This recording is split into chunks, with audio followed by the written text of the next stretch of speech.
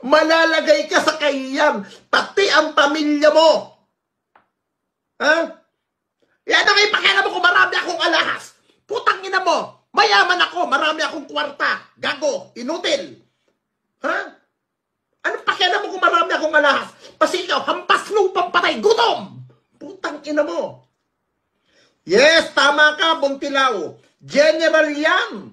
Experience yan sa labanan. Ha? Putang ina mo, baste.